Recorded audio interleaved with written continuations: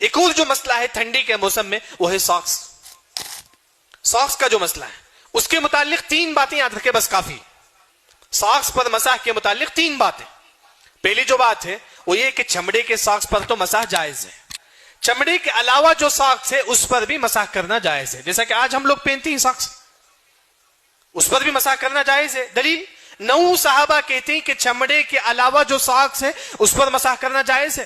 اس میں سے عمار بن یاسر رضی اللہ عنہ, علی رضی اللہ عنہ, عمر بن خطاب رضی اللہ عنہ, بلکہ 9 صحابہ کہتے ہیں چمڑے کے علاوہ جو ساکس ہے اس پر بھی مسح کرنا جائز ہے. یہ پہلا مسئلہ ساکس کے متعلق. دوسرا جو مسئلہ ہے, آپ مقیم ہیں, آپ اسی حیدرآباد میں آپ رہتے ہیں, تو آپ کے لیے جو ہے نا ایک دن ٹائم ہے, آپ ایک دن تک آپ ساکس پہن سکتے ہیں, اس پر مسح کر سکتے ہیں.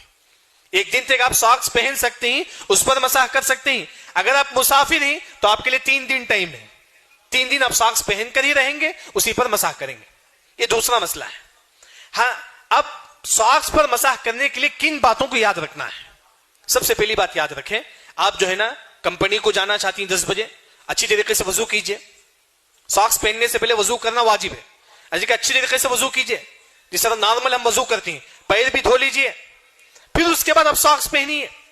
یعنی کہ وضو کے بعد ہم کو ساکس پہننا چاہیے. اب وہ ساکس ٹکنے سے اوپر ہو, وہ ساکس کیسا ہو؟ ٹکنے سے اوپر ہو. ہاں, یہاں تک معلوم ہو گیا. 10 بجے آپ کو کمپنی کو جانا ہے, اچھی طریقے سے وضو کیجئے, پیر بھی دھو لیجئے, پھر اس کے بعد آپ ساکس پہنیے. اس کے بعد آپ کیا کرنا ہے, ظہر کی نماز کے لیے آپ آتے ہیں, وضو ٹوٹ گیا تو ظہر کی نماز کے لیے آپ وضو کرتے ہیں, پھر اس کے بعد ساکس کے اوپر مسح کرتے ہیں.